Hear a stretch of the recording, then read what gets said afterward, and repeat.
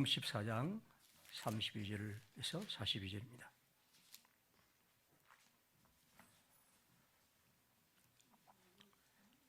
그들이 겟세마네라 하는 곳에 이름에 예수께서 제자들에게 이르시되 내가 기도할 동안에 너희는 여기 앉아 있으라 하시고 베드로와 야고보와 요한을 데리고 가실새 심히 놀라시며 슬퍼하사 말씀하시되 내 마음이 심히 고민하여 죽게 되었으니 너희는 여기 머물러 깨어 있으라 하시고 조금 나아가사 땅에 엎드려 될 수 있는 대로 이 때가 자기에게서 지나가기를 구하여 이르시되 아빠 아버지여 아버지께는 모든 것이 가능하오니 이 잔을 내게서 옮기시옵소서. 그러나 나의 원대로 마시옵고 아버지의 원대로 하옵소서 하시고 돌아오사 제자들이 자는 것을 보시고 베드로에게 말씀하시되 시몬아 자느냐 네가 한 시간도 깨어 있을 수 없더냐 시험에 들지 않게 깨어 기도하라. 마음에는 원이로되 육신이 약하도다 하시고 다시 나아가 동일한 말씀으로 기도하시고 다시 오사 보신즉 그들이 자니 이는 그들의 눈이 심히 피곤함이라. 그들이 예수께 무엇으로 대답할 줄을 알지 못하더라. 세 번째 오사 그들에게 이르시되 이제는 자고 쉬라. 그만 되었다. 때가 왔도다. 보라 인자가 죄인의 손에 팔리느니라. 일어나라 함께 가자. 보라 나를 파는 자가 가까이 왔느니라. 아멘. 이 겟세마네 동산의 기도는 굉장히 잘 알려진 본문이고 또 이건 신학자들도 많이 글을 썼고 또 신학자들뿐 아니라 일반적인 그 인문학자들도 이 성경에 대해서 굉장히 많이 글을 씁니다. 그리고 저는 이제 이런 글을 읽으면서 이 성경을 어떻게 이해하고 또 이 말씀에서 무엇을 우리가 생각해야 할 것인가 하는 다양한 방식의 그 이해들이 있습니다. 제가 그 설교한 걸 보니까 한 2번 정도 제가 이 본문을 가지고 설교를 한 적이 있습니다. 오늘도 똑같은 내용을 할지 혹은 또 나름 좀 다른 강조를 해야 할지는 우리가 봐야겠지만 아무튼 이 본문은 우리의 삶에서 그리스도 예수의 모습을 보는 가운데서 가장 좀 놀라운 장면이죠. 33절에 보시면 베드로와 야고보와 요한을 데리고 가실새 심히 놀라시며 슬퍼하사 말씀하시되 내 마음이 심히 고민하여 죽게 되었다. 이런 말은 우리가 예수님에게서는 기대하기가 좀 뭔가 좀 낯설죠. 심히 놀라고 슬프고 그리고 내 마음이 심히 고민하여 죽게 되었다. 이건 예수님이 하신 말씀으로는 우리가 듣기에는 조금 뭔가 망설여지죠. 예수님은 하나님의 아들이신데 어떻게 이런 말씀을 하실까? 마태복음 26장 37절 똑같은 내용 사건입니다. 베드로와 야고보 세베대의 두 아들 데리고 가실새 고민하고 슬퍼하사 이 말씀하시되 내 마음이 고민하여 죽게 되었다. 역시 마찬가지죠. 누가복음 22장에 보면 예수께서 힘쓰고 애서 간절히 기도하시니 땀이 땅에 떨어지는 핏방울 같이 되었다. 요한복음 12장 27절에는 지금 내 마음이 괴로우니 무슨 말 하리요. 아버지여 나를 구하여 이때를 면하게 하여 주옵소서. 예수님의 그 태도, 우리가 지금까지 알고 있는 또 나름대로 우리가 상상하고 생각하는 예수님의 그 삶의 자취를 보면 이건 너무 놀라운 장면이죠. 어떻게 고민하여 슬프고 죽을 지경이다 라는 말을 우리가 예수님에게 들을 수 있을까? 오래전에 몇 년 전에 그 노무현 대통령 못해 묻겠다 했다가 아주 그 욕을 많이 들었는데 하나님의 아들 그리스도가 이런 얘기를 하셨다고 할 때 이게 어떤 의미일까 하는 거죠. 우리는 이런 얘기를 예수님의 죽음, 다시 말하면 죽음이란 이 죽음 앞에서 공포로 이것을 접근하는 방식이 있습니다. 그건 무엇보다 예수님이 인간이시기 때문에 우리 모든 인간이 똑같이 죽음 앞에서는 이런 공포를 갖고 있기 때문에 주님이 그렇다. 그래서 예수님은 죽음에 초월한 이런 초인적인 존재가 아니고 우리가 똑같이 죽음 앞에서 이런 무력함과 또 놀라고 또 고민한 것이 바로 주님의 모습이다. 그렇게 많은 사람들이 해석을 합니다. 그런데 저는 이 해석이 언제나 좀 찜찜했습니다. 물론 이것은 예수님이 우리의 인간의 그 같은 분이라는 것을 알겠지만 이건 좀 지나치게 좀 심리학적인 해석의 느낌이 들죠. 그래서 사람들은 이런 얘기를 읽으면서 이와 정반대의 사람들을 생각하죠. 아주 위대한 사람들이 죽음 앞에서 당당하고 그 어떤 두려워하고 용기 있게 죽음을 맞이했던 그런 사람들의 얘기를 우리는 잘 알고 있습니다. 우리는 우리 앞서 갔던 사람들, 우리나라의 위인들도 그렇고 우리 주위에 있는 사람들로 알고 있습니다. 약간 좀 유식한 표를 내기 위해서 제가 플라톤의 파이돈이라는 책에서 언젠가 한번 소개한 것 같은데, 이 플라톤은 소크라테스의 죽음 얘기를 이렇게 들려줍니다. 파이돈이라는 사람은 아테네의 노예로 팔려왔다가 이제 소크라테스의 제자가 되죠. 이 사람은 이제 그 소크라테스가 죽기 전에 생애 몇 시간 마지막 동안 친구들과 대화한 얘기를 이제 들려주었는데, 플라톤이 이 얘기를 듣고 자기가 쓴 책이 바로 파이돈이라는 책입니다. 알다시피 소크라테스는 아테네 청년들을 거릇된 교훈으로 가르쳐서 잘못된 길로 인도한다는 그런 아주 억울한 누명을 쓰고 사형 선고를 받죠. 그리고 그는 독약을 먹고 스스로 죽습니다. 그런데 이 책에는 이제 사형 집행인의 얘기부터 이제 그 얘기가 이렇게 나옵니다. 이제 사형을 집행할 사람이 소크라테스에 와서 이제 독약을 독약이 든 그릇을 줍니다. 담아 가집니다. 그리고 그렇게 말씀합니다. 자, 그러자 이 소크라테스가 이렇게 말합니다. 좋았어. 여보게, 자네는 이런 일을 잘 알 텐데 내가 어떻게 해야 하오? 그러자 그 사람이 말합니다. 마시고 나면 다리가 무겁고 또 무겁고 느껴질 때까지 이리저리 거닐다가 가만히 누우시면 됩니다. 그러면 약 기운이 쫙 돌아서 아마 돌아가실 겁니다. 그렇게 말하고는 그 사람은 이 선생님의 잔을 건네서요. 그러자 우리 소크라테스 선생님은 떨기는커녕 안색이나 얼굴 표정 하나 바뀌지 않고 대견하게 침착하게 잔을 받아마시더니 인어대처럼 눈을 크게 뜨고 그 사형 집행인을 보고 말씀하시죠. 그래, 이 독약 가운데 일부를 누구에게 나누어 준다면 자네는 뭐라고 할 텐가? 그것이 효용되는가?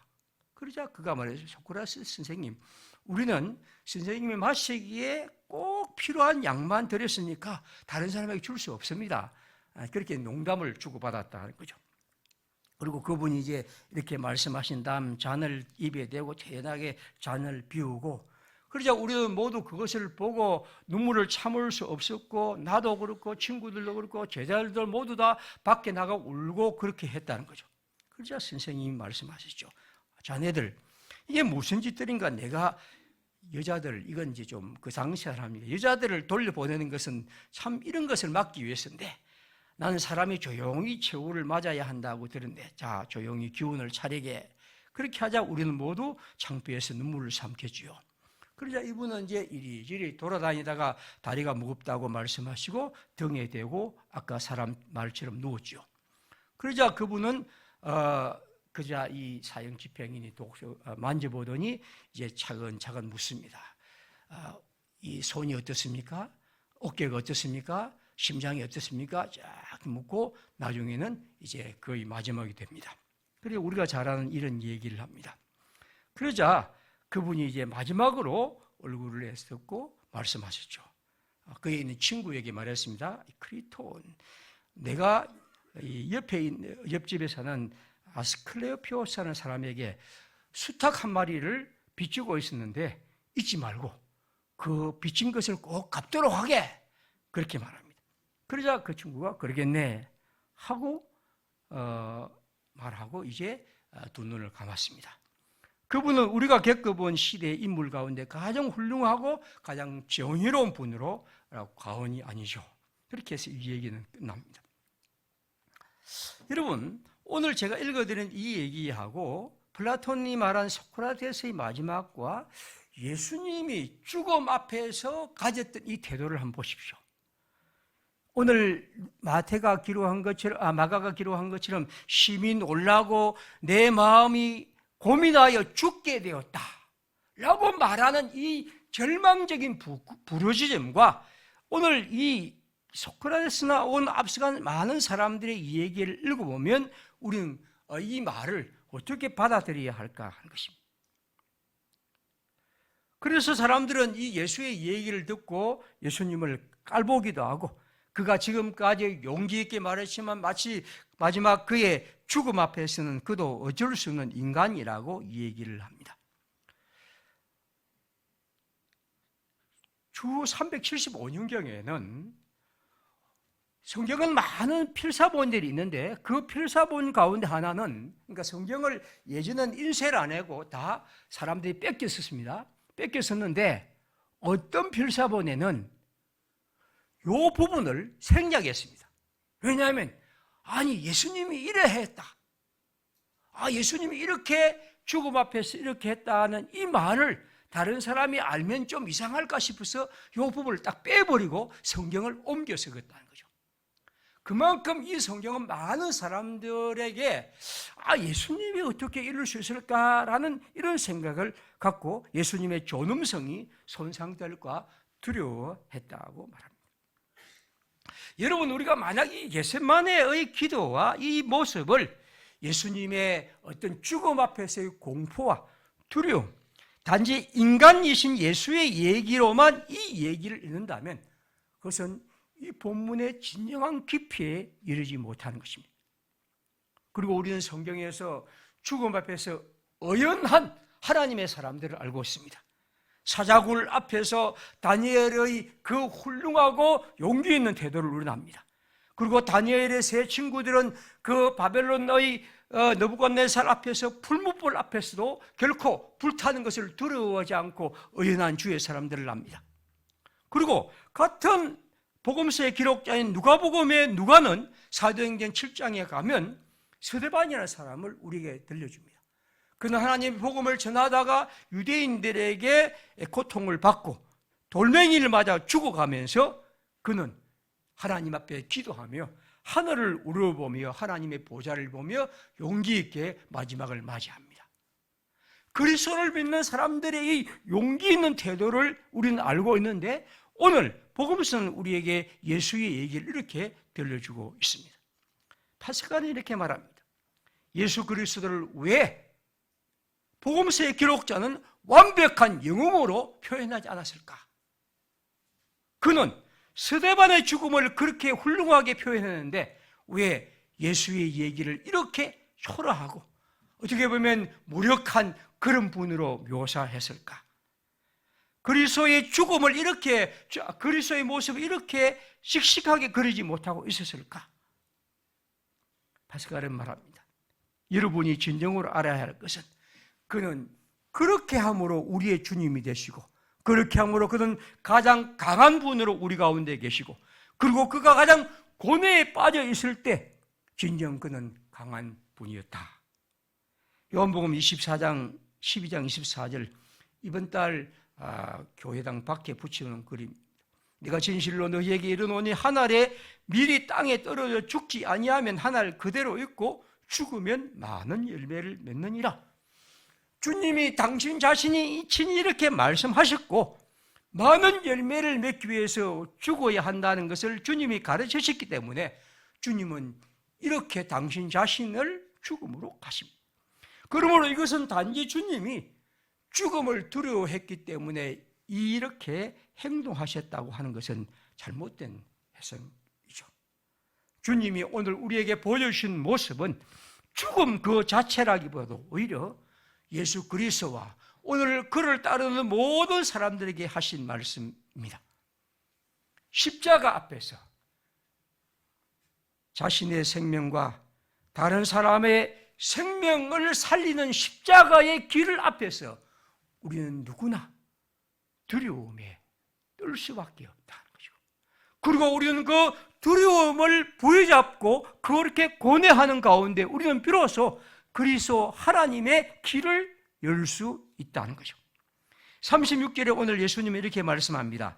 아빠 아버지께는 모든 것이 가능하오니 이 잔을 내게서 옮기시옵소서.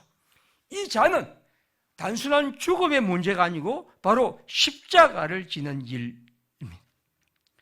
자신이 가야 할 이 십자가의 길, 이 십자가의 길 아니고 다른 길이 하나님의 뜻을 이루는 길이 있는지를 묻고 계시죠. 왜? 꼭 하늘의 미랄처럼 죽음으로서 생명을 여는 길, 그것이 아닌가. 하나님을 대적하는 자들의 손에 의해 그들과 싸워야 하고 그들을 새롭게 하고 또 그 많은 사람을 사랑하는 이런 길을 통해서 그것이 십자가의 길이라는 사실에 주님은 이 잔을 내게서 옮겨주시기를 간구합니다. 다시 말하면 십자가의 죽음을 앞둔 주께서 우리에게 하신 말씀입니다. 그리고 그것은 십자가의 길은 예수의 길이지만 또한 그분을 따르는 모든 사람들의 길이기도 하죠. 마가복음 8장 34절에 예수님 말씀합니다. 무리와 제자들을 불러 이르시되 누구든지 나를 따라오려거든 자기를 부인하고 자기 십자가를 지고 나를 따를 것이니라. 이건 예수 개인의 죽음의 문제가 아니고 우리 모든 사람들이 예수 그리스도의 십자가에 참여하고 그 구원에 참여하고 그리고 그 구원의 길을 이 땅에서 이루는 사람들은 다 이 길을 가야 하는 것이고 그리고 그 길은 우리 모두에게 힘겹고 너무나 고민스러운 길이기 때문입니다. 그것은 당신을 따르는 모든 사람들이 이 길을 가야 하고 이 길 앞에서 우리 모두도 그러한 하나님의 그리스도의 길을 따라가야 하기 때문입니다. 고난주간이라는 것은 단지 내 자신의 죽음을 문제 삼는 것이 아니고 십자가란 이 길에 대해서 우리가 살피고 생각하고 그 십자가의 그 은혜 안에 우리가 이르기 위해서 그리고 그 십자가의 길을 가기 위해서 우리 주님 앞에서 우리 자신을 드리고 주를 바라보는 그런 시간입니다. 시몬 베유는 이렇게 말합니다. 참된 것을 표현하기 위해서는 산고를 겪어야 한다. 마치 어머니가 아이를 낳듯이 참된 것을 받아들이는 그 역시 마찬가지입니다. 참된 것을 표현하는 것도 그렇고 참된 것을 받아들이는 것도 마찬가지입니다. 예수 그리스도의 복음과 진리를 내가 받아들이기 위해서도 여러분 반드시 산고를 겪어야 합니다. 거짓것 혹은 피상적인 것은 산고 없이 표현하고 받아들일 수 있습니다. 그러나 진리를 향한 죽음을 사랑한 죽음을 온전히 받아들여야 하고 그래서 그리스도의 십자가만이 알매 이르는 유일한 문이죠. 34절입니다. 그래서 주님은 말씀합니다. 내 마음이 심히 고민하여 죽게 되었으니 너희는 여기 머물러 깨어 있으라. 37절입니다. 제자들이 자는 것을 보시고 베드로에게 이르시되 시몬아 자느냐 네가 한 시간도 깨어 있을 수 없느냐 시험에 들지 않게 깨어 기도하라. 오늘 주님이 우리에게 하신 말씀입니다. 십자가의 고민과 그 앞에서 우리가 할 수 있는 그것이 무엇입니까? 바로 깨어 기도하는 것입니다.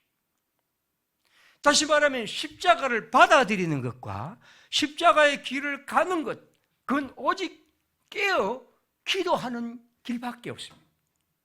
예수님이 하시고 싶은 말씀의 핵심은 바로 그것입니다. 십자가의 은혜를 받아들인 것, 그건 여러분 이 세상 사람들에게 아무리 설명해도 용납하지 않습니다. 아니 여러분도 이성적으로 아무리 판단하고 살피고 받아들여도 그건 받아들일 수 없는 일입니다. 그것은 하늘의 은총을 통해서만 가능합니다. 다시 말하면 그것을 깨닫도록 그것을 받아들이도록 하나님이 내게 은혜를 주시기를 기도할 때만이 가능한 일입니다. 만약 여러분들이 그리스도의 은혜와 그 사랑이 나에 대한 하나님의 은총이 받아들이지 않는다면 그것을 하기 위해서 궁리하고 그것을 연구하기 앞서서 기도해요. 우리의 마음을 열고 그분의 은총을 바라며 우리의 눈을 들어 그의 은혜를 갈망하는 마음으로 그에게 나아가는 것, 그 길밖에 없습니다. 물론 뭐 하는 것이 우리에게 도움을 줄 수 있지만 가장 중요한 것은 십자가라는 이 사실은 단순한 교훈이 아니고 말입니다. 단순한 어떤 아주 훌륭한 사상이 아니고 예수의 십자가가 나의 생명이고 이 세상을 살리는 길이라는 사실을 알아들을 수 있는 길은 깨어 기도하는 것밖에 없습니다. 그리고 우리가 이 세상에서 진정 이 세상을 살리는 길, 내가 이 세상을 변화시킬 수 있는 길, 그것은 예수 그리스도의 십자가의 삶, 그것이란 사실, 그건 어렵고 힘겹지만 그것이 우리 속에 받아들이기 위해서는 깨어 기도하는 수밖에 없습니다. 오늘 예수님은 우리에게 말씀합니다. 깨어 기도할 수 없더냐? 십자가를 알고 그것을 지는 일은 하늘의 은총이 아니면 불가능한 일입니다. 오직 주님의 뜻이 이루어지기를 간구하는 것이요. 오늘 여기 보면 내 뜻대로 마옵시고 아버지의 뜻대로 되기를 바라는 오직 그것은 바로 하나님께 기도하는 가운데 깨달을 수 있는 유일한 길입니다. 왜냐하면 깨닫는 것이나 살아가는 것은 인간의 지식과 능력으로는 도저히 알 수 없고 받아들일 수 없는 일입니다. 무식하고 어리석고 쓸데없는 헛소리, 이 세상 사람들로 이건 있을 수 없는 일입니다. 그러나 진정으로 우리가 예수 그리스도 하나님의 은총과 성령의 은혜를 기대하며 깨어 간구할 때 하나님은 우리에게 그것을 받아들이고 살아갈 수 있도록 하십니다. 그것을 우리를 찬란한 긍정이라고 저는 부릅니다. 그것은 오직 하나님에 대한 찬양, 깊은 찬양으로 갑니다.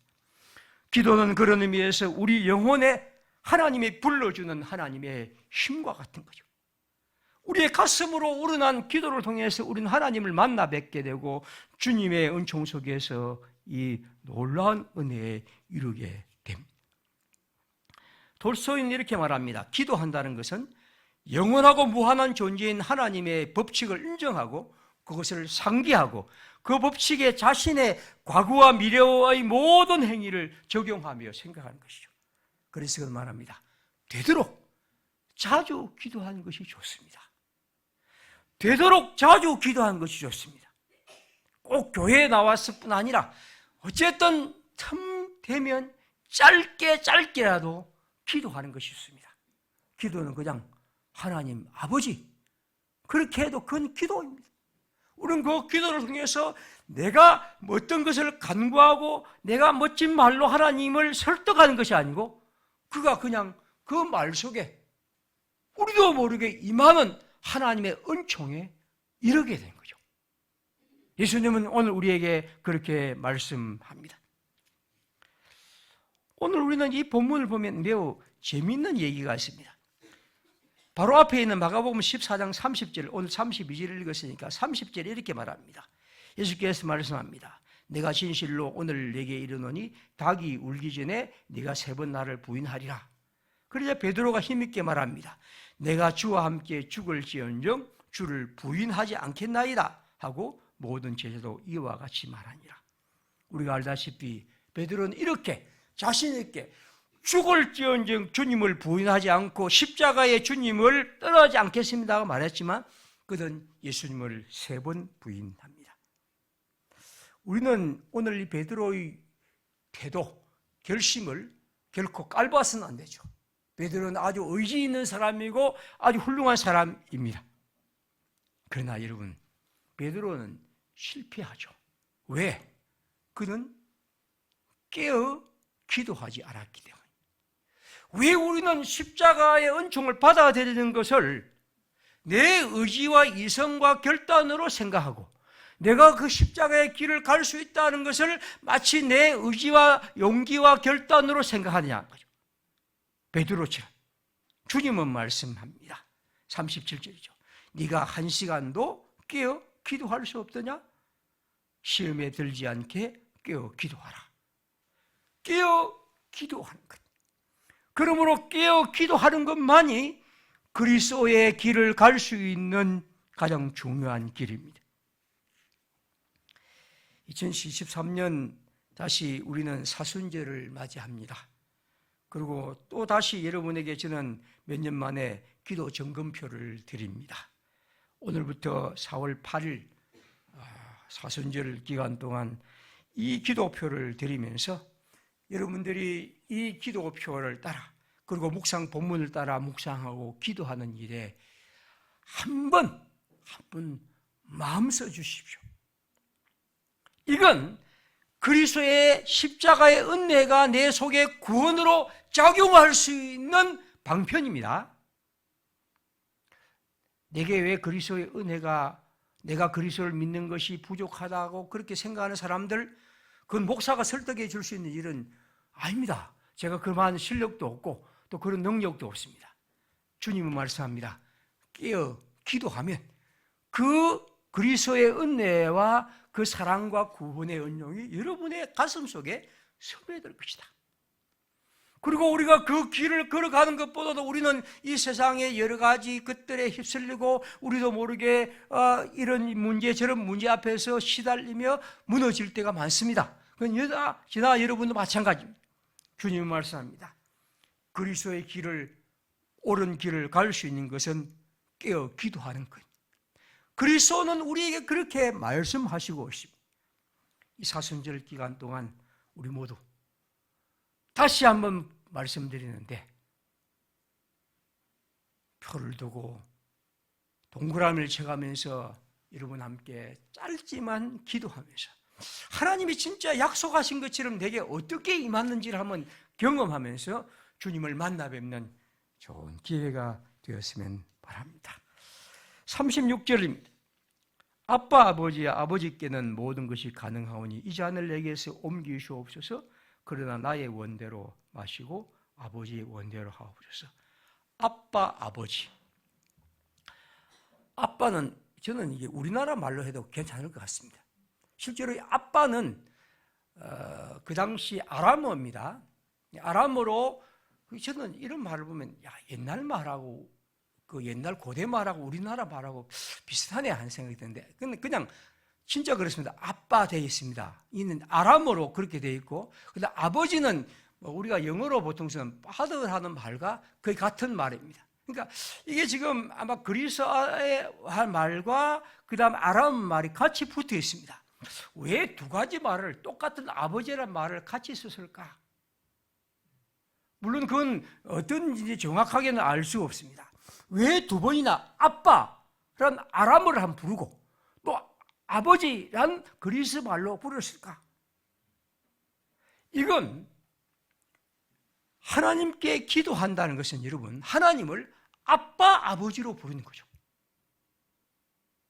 하나님을 그렇게 만나는 겁니다.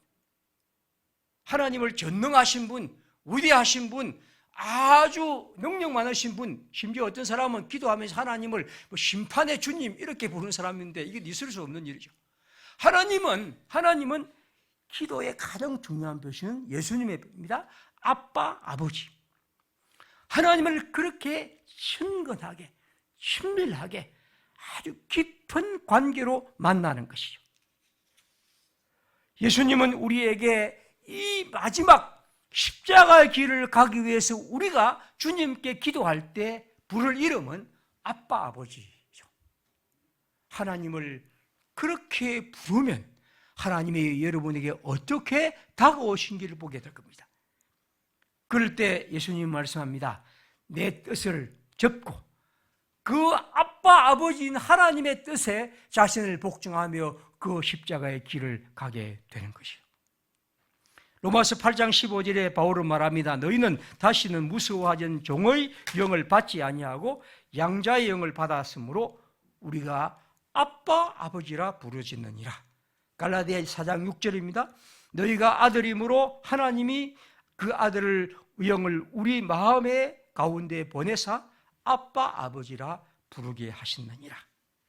게셋마네의 경험은, 기도의 경험은, 오늘 우리가 이 사순절에 가져야 할 기도의 경험은 하나님을 아빠 아버지로 부르며 그 아빠 아버지의 부름을 통해서 하나님이 우리와 얼마나 깊은 관계에 있음을 경험하며 주님과 동의하며 만나는 그런 아름다운 자리입니다.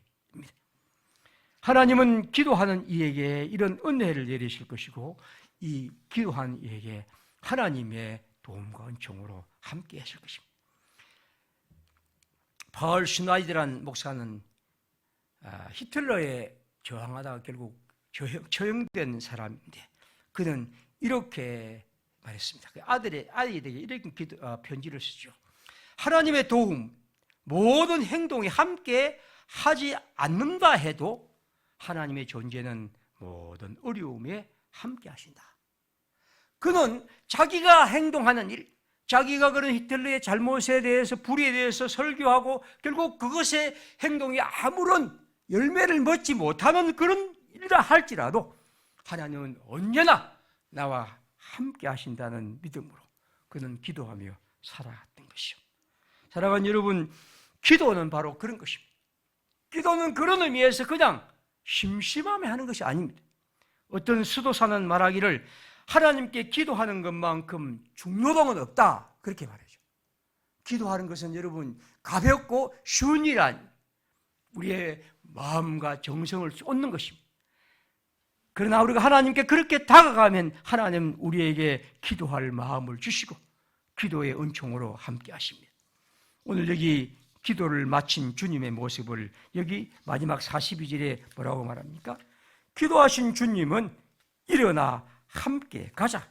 나를 파는 자가 왔도다.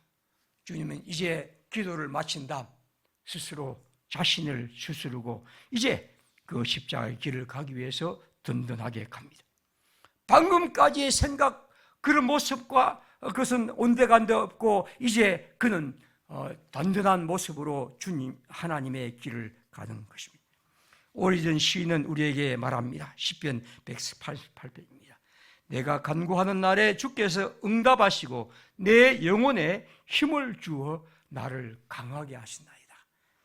기도는 우리 삶에 하나님의 길을 가는 사람들을 강하게 하는 능력의 길입니다. 성경이 끝없이 약속하고 경험한 성도들의 얘기를 이런 이 사순절 기간 동안 우리 모두 경험하며 주 앞에 살아갑시다. 하나님은 우리의 삶에서 어떤 일 속에서도 때론 최악의 경우에서도 언제나 선을 행하시고 하나님의 뜻을 이루시고 하나님의 섭리를 이루신다고 저는 믿습니다. 그리고 하나님은 우리가 어떤 어려움 속에서도 공경에 처할지라도 우리가 그것을 이길 만한 힘과 저항력을 주시리라 믿습니다. 그러나 여러분, 하나님은 그 힘을 미리 주시지 않습니다.